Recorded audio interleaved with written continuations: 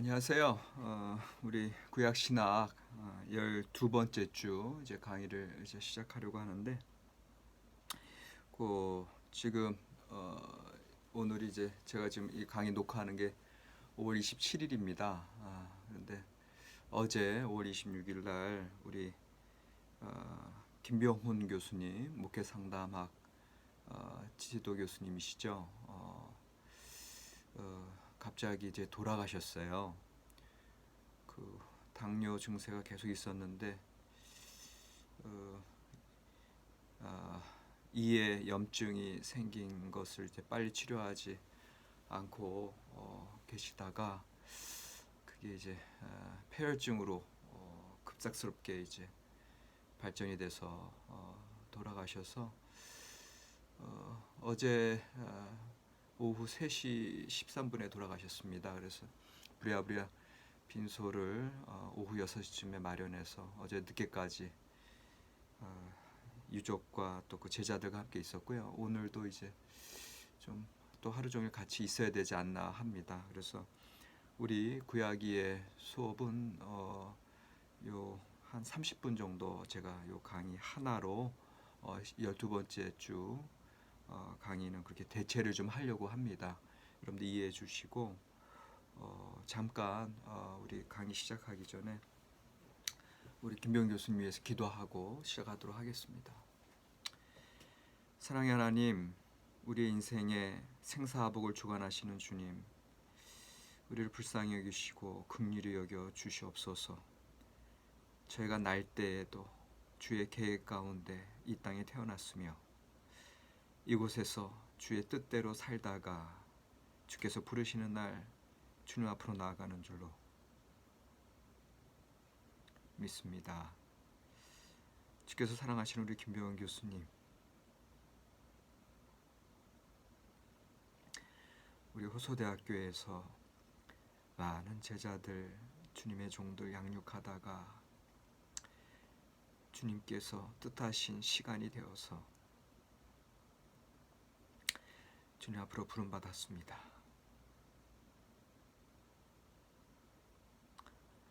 이제 우리 주 예수 그리스도 두 팔 벌려 우리 김병훈 교수님을 맞아주시고 영원한 안식의 나라에서 주님과 더불어 생명의 삶, 영원한 기쁨의 삶, 찬양의 삶 허락하여 주시옵소서. 남겨진 사모님과 아들, 딸을 위로하시고 천국의 소망 가운데 새로워지게 하여 주시옵소서. 목회상담 많은 제자분들, 그들의 가슴 속에 김병훈 교수님의 가르침을 심고 그들의 사역 속에서 풍성한 열매를 맺어갈 수 있도록 축복하여 주시옵소서. 우리 사랑하는 연신원의 모든 교수님들, 우리 모든 원생들 위로하여 주시고 하나님의 귀하신 소망, 우리 주 예수 그리스도 부활의 능력 가운데 저희들 또한 이 한날의 삶, 우리에게 허락된 삶 살아가게 하여 주시옵소서. 우리 구주 예수 그리스도의 이름으로 감사하며 기도드렸습니다. 아멘.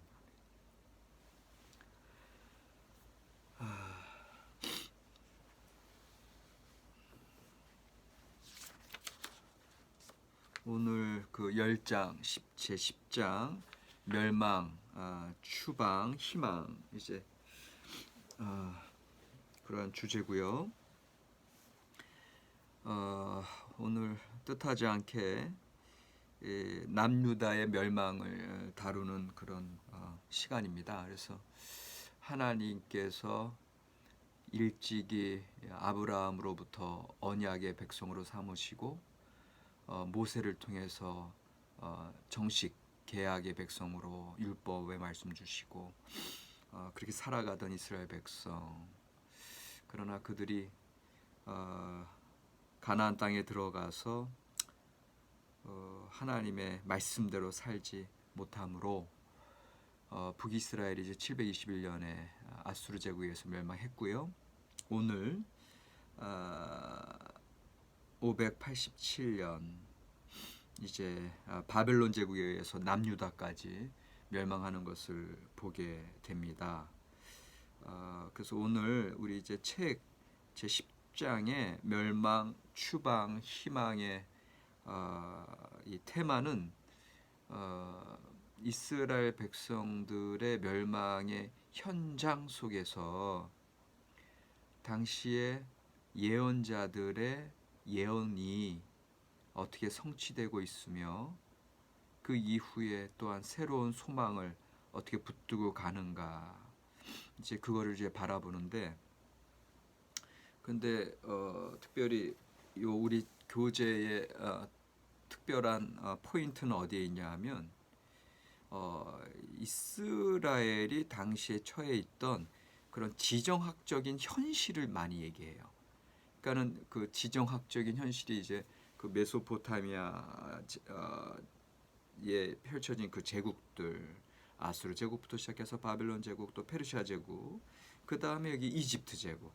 그러니까 이 주변의 강대국들뿐만 아니죠. 이 가나안 지역 자체도 사실은 이 북쪽 쪽에는 다메섹을 중심으로 한 아람 제국이 있었고, 그 다음에 해안 도시 국가들 두로와 시돈 같은 경우는 아주 강성한 무역 국가, 경제적인 번영을 이루던 국가였고, 그러니까는 이런 강대국들 사이에서 이 이스라엘의 이제 그 운명을 바라보는 거죠.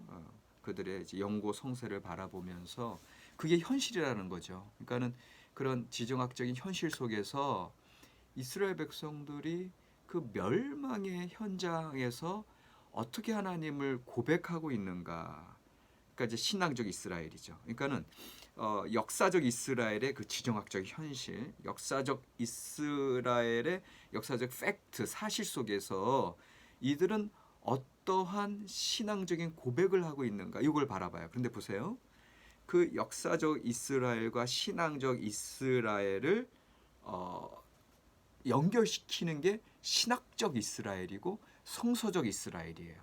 그러니까 다시 말하면 이 교재에서 얘기하는 그 역사적인 현실 속에서 역사적인 팩트, 그 사실, 지정학적인 그 강대국 사이에서 이들이 결국은 멸망할 수밖에 없었던 그 현실 속에서 이들은 여전히 이 모든 일들이 하나님께서 하셨다, 이렇게 얘기하거든요. 하나님의 심판의 수단으로 아수르 제국도 쓰였고 바벨론 제국도 쓰임 받았다고 얘기하거든요. 이거는 당연히 신앙적 이스라엘이죠. 신앙인들만 알 수 있는 얘기죠. 그러니까 일반적인 역사가들이 봤을 때 아이고 고대 이스라엘은 힘이 없어서 늘 이집트 제국 눈치 보고 또 아수르 제국, 또 바벨론 제국, 페르시아 제국 사이에 있다가 결국 그들에게 멸망당한 거 아니냐. 뭐 군사력, 경제력, 외교력 다 여러 가지 면에서 이제 그런 걸 따져서 그렇게 그들의 멸망을 평가를 할 텐데, 우리 성경은 성서적 이스라엘, 성서적 이스라엘은 신앙적인 이스라엘을 우리에게 얘기해주고 있거든요.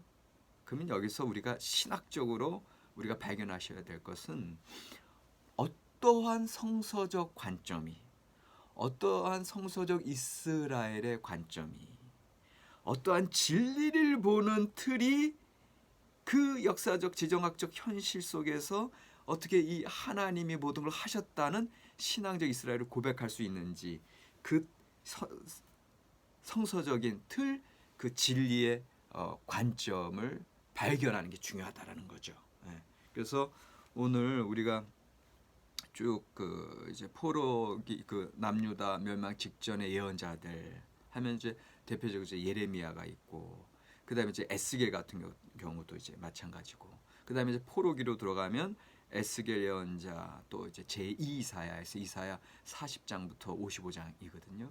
그 예언자들의 관점을 쭉, 그러니까는 사실은 대예언자 3대 예언서가 오늘 다 여러분들 이제 보시는 거예요. 그래서 이사야, 예레미야, 에스겔. 근데 이제 물론 제1 이사 예루살렘 이사야는 1장부터 39장은 지난 시간에 봤고, 오늘 포로기 때 활동했던 그 예루살렘 이사야의 전승을 이어받은 제자 내지는 제자들, 이게 이제 제2사야 간념이고 본문으로는 40장부터 55장인데, 이분들의 사상을 통해서 이러한 현실 속에서도 이런 현실을 관통하는 하나님 뜻을 발견하고 있구나. 이게 이제 성서적 이스라엘.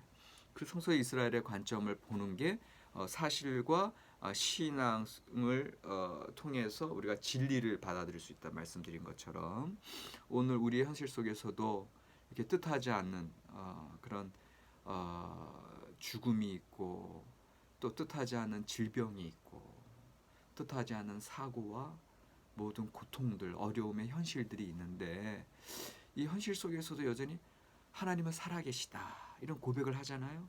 그런 고백을 할 수 있는 우리의 어떤 신학, 진리, 어떤 인생을 관통하는 그런 해석학적 진리가 무엇인지, 해석학적 진리라는 말이 어려우면 인생을 관통하는 하나님의 어떤 우리에게 주시는 통찰이 뭔지, 신학적인 성찰이 뭔지, 이제 이런 것들을 우리가 오늘 좀 같이 생각해봤으면 좋겠습니다. 일단 교재에서는 역사적 현실을 쭉 이제 이야기하는데 당시에 이제 역사적 현실이라고 하는 것은 이제 아수르 제국이 강성했죠. 721년에 북이스라엘도 멸망시켰고요. 그리고 나서 이제 이후에 이제 아수르 바니팔이라고 하는 아주 대단한 그 황제가 나타나요. 그래서 그 아수르 바니팔 시대 때는 이제 이 아수르 제국 이제 신아시리아 제국인데 그들이 이집트까지 점령하는 장, 이집트 테베까지 지배 영역을 이제 확장시킨다. 이게 이제 한 663년 경이 되죠. 그러니까는 720년 지나고 그 이후에도 한 80여 년간 이제 이들이 이제 강성한 시대를 이제 지내고 있는데 그런데 불과 그 663년에 그 이집트까지 이 아수르 제국이 이 팔레스틴 지역은 물론 이 아래 이집트 제국까지 다 멸망시켰는데 그리고 나서 50년 후에 612년에 수도 니느웨가 이제 멸망하게 되죠. 신바빌론 제국에 의해서.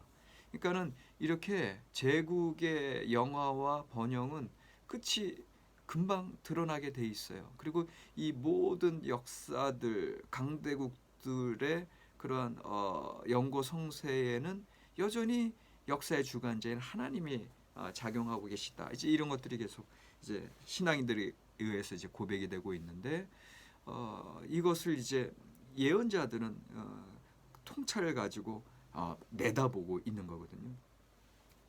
그러니까는 이제 612년에 이제 그 아수르가 멸망했을 때 남유다는 그 북이스라엘을 멸망시킨 아수르 제국이 결국은 새로운 다른 제국에 의해서 멸망하는 걸 보고 이제 안도의 한숨을 쉬었을 거고 어떻게 보면 기뻐했을 거고 이제 그것이 이제 대표적으로 나타나는 게 이제 나훔서죠. 나훔서에서 니느웨의 이제 멸망에 대해서 이제 이야기하면서 하나님의 역사 섭리를 이제 바라보게 되죠.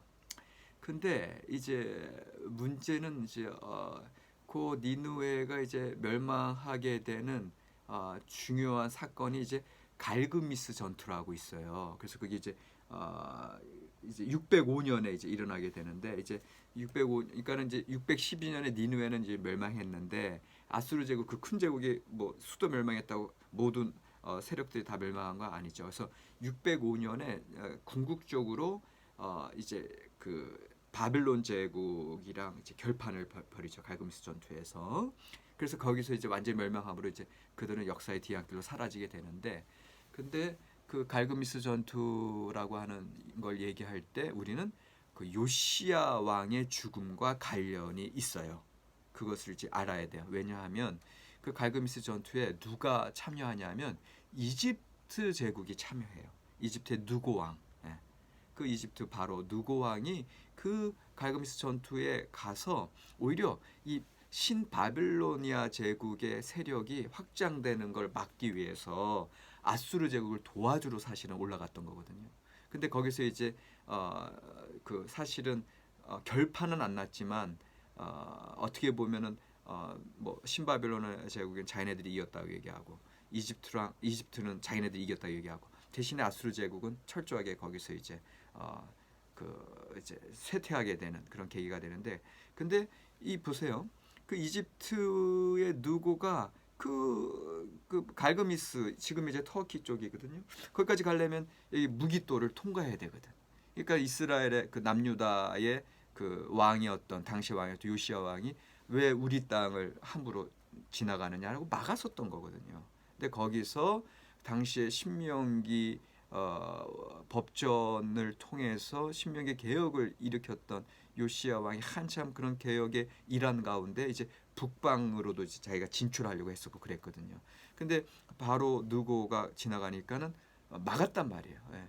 근데 그것이 결국은 그의 죽음을 초래했고, 이제 요시야 왕 다음에 이제 누가 이제 왕이 된 여호와하스가 이제 왕이 되죠. 그런데 바로 누고는 통과해서 싸우고 돌아가다가 그 여호와하스를 폐위시키고, 그리고 엘리야김을 여호와김으로 이제 왕을 삼죠. 이제 요시야의 다른 아들인. 그래서 여호와김을 이제 그 꼭두각시 왕으로 삼고 내려가게 되죠. 예.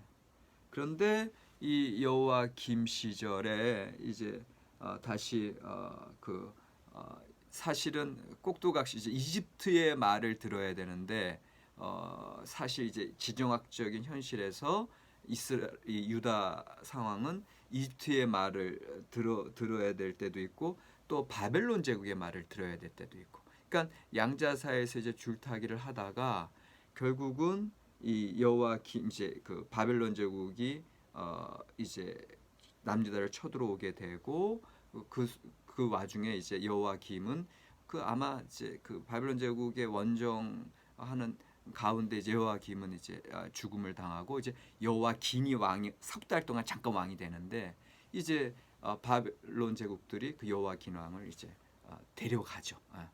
이제 데려가고, 대신 또 바벨론 제국의 꼭두각시 왕인 시드기야는 또 요시야의 또 다른 아들이에요. 그러니까는 요시야 왕의 죽음 이후에 여호와하스, 그 다음에 여호와김, 그 사이 여호와김은 이제 포로로 끌려가고, 그 다음에 이제 마지막 왕 시드기야는 다 요시야 왕의 아들들이죠. 그러니까 그만큼 요시야의 죽음 자체가 그 남유다가 이제 멸망으로 치달을 수밖에 없었던 그런 상황을 이제 우리가 보게 되고, 지금 제가 방금 설명드린 이런 상황 속에서도 유다의 그 지정학적인 현실 속에서 이러한 일을 당할 수밖에 없었던 그런 상황들을 벌써 보게 되거든요. 그러니까 이 약소국의 비애죠. 그러니까 그런 속에서, 그런데 그들이 참 이상하죠. 이런 역사, 지금의 이 500 이제 여기 이제 우리 책의 502쪽에 보시면, 책의 502쪽에 보시면은 그 밑에서 세 번째 줄에 보면은 598년 1차 포로, 또 587년에 완전히 멸망하면서 2차 포로, 또 581년 3차 포로, 이 세 차례에 걸쳐 유다와 예루살렘을 계속해서 바벨론 세력이 이제 침공을 하게 되거든요. 그러면서 이제 철저하게 이제 짓밟혀지게 되는데, 근데 생각해 보세요. 그런 이스라엘의 하나님에 대한 증언과 그들의 역사는 오늘 우리에게까지 이어지고 구약 성경의 말씀을 통해서 우리가 지금 공부하고 있어요. 그런데 그 당시 찬란한 세력을 구가했던 아수르 제국, 바빌론 제국, 또 이집트 제국, 페르시아 제국, 그들은 지금 그냥 박물관에서 그냥 오래된 돌무더기 속에 그런 문서들로만 보게 되잖아요. 그러니까 이게 놀라운, 이게 단지 신앙적인 고백으로 끝날 일입니까? 네. 단지 이것이 이스라엘 백성들이 당시 너무 신앙적으로만 얘기한 거 아니냐? 실제 역사는 그들이 다 진 거 아니냐? 실제 역사는, 팩트는 졌다니까요. 근데 진리는 오늘에까지 이어진다니까요. 찬란하게 이스라엘 역사를 통해서 나타난 하나님의 주권, 이 세상 다스리심을 지금도 생생하게 고백하고 있잖아요. 이게 진리라는 거예요. 그들의 신앙적 이스라엘 속에서 고백되어진 이 성서적 이스라엘의 진리가 오늘 우리에게까지 이어지고, 또 오늘 우리를 통해서 또 우리 자자손손 이어질 거 아닙니까? 도대체 무엇이 이 약소국가 이스라엘 백성들을 오히려 이제 영원한 하나님의 말씀을 부여잡은 그러한 진리의 백성으로 서게 했는지 이거를 이제 기억을 이제 하셔야 되는 거죠. 이것을 위해서 이제 이들은 이 예언자 전통을 이제 계속해서 이어받으면서 그 예언자들의 말씀, 예언자들을 통해서 선포된 하나님의 말씀이 역사 속에서 이루어지고 있는 것으로 그렇게 선포를 하고 있습니다. 제일 이제 첫 번째 예언자가 이제 예레미야 예언자가 되겠습니다.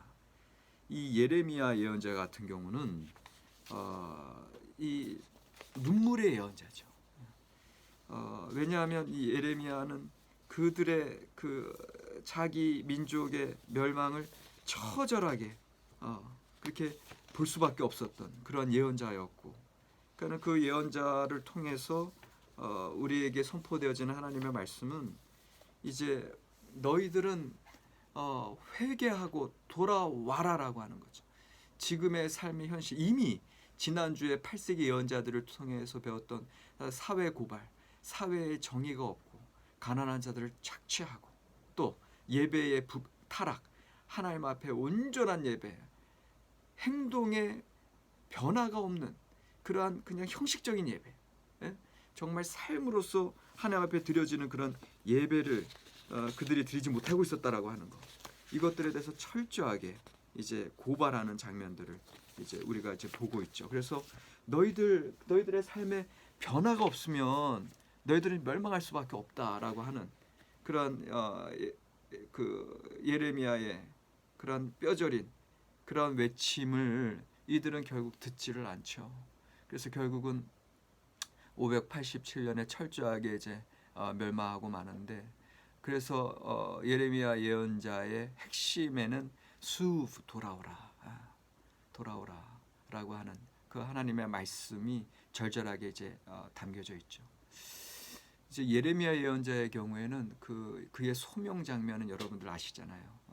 하나님께서 예레미야를 이제 쓰시려고 하실 때 저는 아이라 말할 수 없는 자입니다. 그랬다 하나님께서 너를 태 속에서부터 너를 하나님께서 계획하셨고 너를 세웠노라 하시는 그 말씀을 붙들고 이제 예레미야는 그 힘든 예언을 선포하게 되는데, 근데 이제 예레미야 예언에 있어서 상당히 힘들고 어려웠던 장면은 그가 모든 사람들이 듣기 싫어하는 그 적대국 바벨론에게 항복하라 계속해서 그렇게 얘기하는 그런 것들을 이제 심지어 가족들조차 친척들조차 받아들일 수 없으므로 그의 고향 아나돗이죠. 아나돗 사람들이 그를 죽이려고까지 했던 그것이 이제 예레미야죠. 근데 지금 당시에 예레미야는 어떻게 보면 일반적인 상식적인 수준에서 보면 지금 바벨론 제국이 강성해질 수밖에 없고 그것이 하나님의 뜻이라는 거죠. 그러니까 세계적인 그 하나님의 어떤 그 손길, 섭리 속에서 너희들은 바벨론 제국에 대항하려고 하지 말고 오히려 항복해라. 그리고 이미 예레미야가 예언하던 시점에는 597년에 이미 그 1차 포로 때 이미 바벨론의 포로로 끌려갔던 사람들에게도 그가 편지를 쓰죠. 그래서 너희들 끌려간 그 바벨론 제국에서 잘 먹고 잘 살고 하나님의 때 70년의 복역 기간을 기다려라 이렇게 얘기하거든요. 그러니까는 다시 말하면 독립운동을 하거나 적대 세력으로 이제 그들과 대항할 생각을 하지 말아라라고 이제 얘기하는 거거든요. 근데 그게 옛날에 여러분들 우리나라도 일제 식민지 사례를 했지만 그 일본 제국 당시에 그 제국에게 우리는 독립운동, 이것이 우리의 당위성이잖아요. 우리 민족의 독립과 해방을 위해서는 그렇게 싸워야 되잖아요. 그게 이제 민족주의고 그게 애국자였는데 지금 그런 입장에서 우리가 예레미야를 다시 보면 당시 이스라엘 남유다 백성들에게 있어서는 이 사람은 웃기는 사람이지, 오히려 바벨론의 앞잡이지. 그러니까 당시에 이스라엘 남유다 백성들이 예레미야를 죽이려고까지 했던 그런 일들이 이제 그를 이제 붙잡죠. 그 제일 유명한 게 이제 예레미야의 이제 성전 설교인데 예레미야가 너희들 이곳이 하나님의 성전이다, 하나님의 성전이다 하는 그런 거짓말을 믿지 마라. 이게 예레미야 7장입니다. 예레미야 7장에서도 나오고 이제 나중에 26장에서도 이제 성전 설교가 또 나오는데 예레미야 7장 4절로 이제 7절 말씀을 보시면 이것이 여호와의 성전이라 여호와의 성전이라 여호와의 성전이라 하는 거짓말을 믿지 말라. 이게 뭐냐 하면은 그 하나님의 당시의 제사장들 선지자들 그들이 이곳 여호와의 성전이고 이곳에 하나님께서 임재해 계시고 우리가 이제 이곳에서 예배드리는 한 우리는 안전하다. 그렇게 이제 당시 제사장들 선지자들이 선포했던 거거든요. 근데 중요한 건 그들의 마음의 중심에 온전한 하나님 경외와 하나님을 믿는 신앙 없이 종교적으로 형식적으로 그냥 제사만 드리는, 그러니까 이미 8세기 예언자들 아모스로부터 이사야가 계속 지적했던 행위에 변함없는 형식적인 제사와 예배, 썬데이 크리스찬, 우리의 습관적인 신앙들 이런 것들에 대해서 이제 공격을 하고 있는 거거든요. 그리고 더 나아가서는 당시에 우리가 지난 시간에 봤듯이 사네립 왕이 히스기야 왕 시절에 예루살렘을 포위했다가 하루아침에 썰물처럼 빠져나갔다 그랬잖아요. 그 이후에 시온 보호주의, 시온 사상이 이제 싹 텄다 그랬잖아요. 그러니까 그거를 남유다 백성들이 계속 가지고 있었던 거야. 701년 이후에 지금까지. 그러니까 그들이 이제 587년 지금 멸망 직전까지 그냥 그것만 믿고 있는 거야. 하나님 우리가 하나님께 제사만 잘 드리면 우리 시온을 보호하신다. 그런 시온 보호주의 사상의 어떤 배경이 지금 이 예레미야가 선포하는 성전 설교에 깔려 있는 거예요. 그러니까 당시 사람들은 그냥 예배만 드리고 우리 다윗 왕가의 왕들이 우리를 다스리는 한 예루살렘은 안전할 것이다. 너희들 그거 다 거짓말이다.